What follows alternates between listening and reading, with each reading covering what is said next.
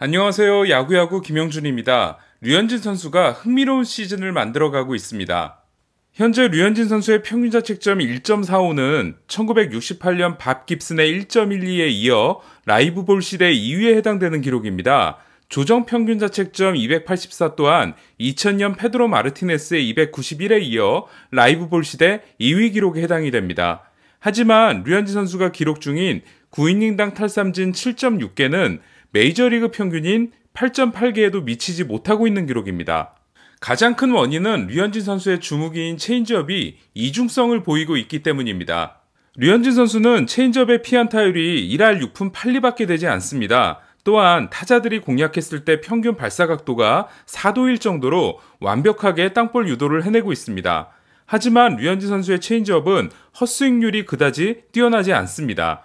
지난해 류현진 선수가 투 스트라이크 상황에서 체인지업을 던졌을 때 타자들이 헛스윙을 할 확률은 29.8%였습니다.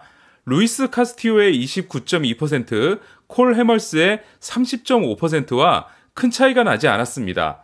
올해도 루이스 카스티오는 32.3%, 콜 해멀스는 27.2%를 기록하고 있습니다. 반면 류현진 선수는 19.0%로 크게 낮아졌습니다. 이유는 간단합니다. 바로 체인지업의 목적이 달라졌기 때문입니다. 지난해 류현진 선수가 투 스트라이크 이후 던진 체인지업의 탄착군을 보면 우타자 바깥쪽이자 좌타자 몸쪽 아웃존, 그러니까 스트라이크 존을 벗어난 지역에 집중되어 있음을 알 수 있습니다. 반면 올해 류현진 선수가 투 스트라이크 이후에 던진 체인지업의 탄착군을 보면 스트라이크 존의 모서리에 들어온 공이 대부분임을 알 수 있습니다. 그러니까 지난해 류현진 선수가 투 스트라이크 이후에 던진 체인지업의 목적이 헛스윙 삼진이었다면 올해는 약한 컨택의 타구를 만들어내는 것이 목적이라 할 수 있습니다.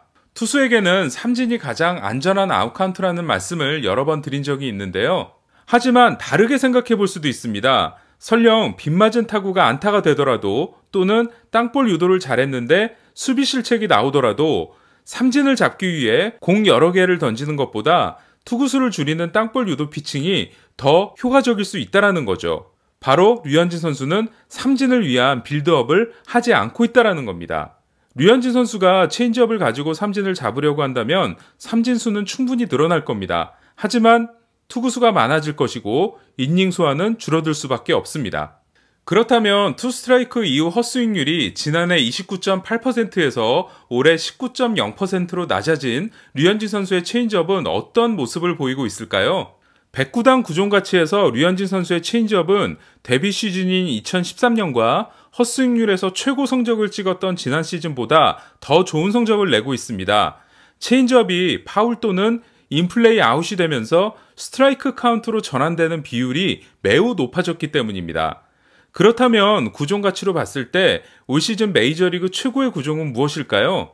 올해 100이닝 이상을 던진 투수들의 구종 중 구사율이 10%를 넘는 구종으로 한정시켰을 때 109단 구종 가치 1위는 잭 그레인키의 커브입니다.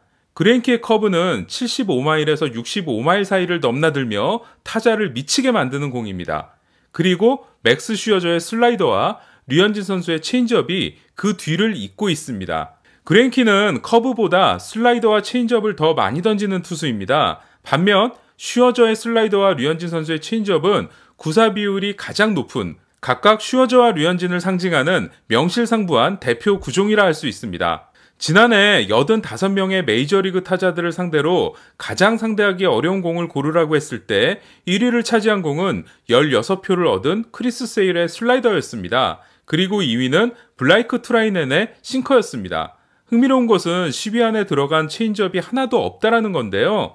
과연 올 시즌이 끝나고 다시 설문조사를 했을 때 헛스윙은 하지 않는데 도저히 정타를 만들어낼 수 없는 공, 류현진 선수의 체인지업에 대한 타자들의 평가는 어떨까요? 제 컨텐츠에 대해 좋은 말씀 해주시는 분들 정말 감사합니다. 좀 더 다양한 이야기를 다뤘으면 좋겠다라는 지적이 나오고 있는데요. 좀 더 다양한 이야기를 나눴으면 좋겠다라는 말씀 저도 공감하고 있는데요. 하지만 올해는 병행하고 있는 일이 너무 많아서 좀 어려울 것 같고요. 내년에 더 다양한 주제를 다룰 수 있도록 현재 준비하고 있습니다. 지금은 좀 아쉽더라도 양해 부탁드리겠습니다. 그럼 오늘은 여기까지입니다. 김영준의 야구야구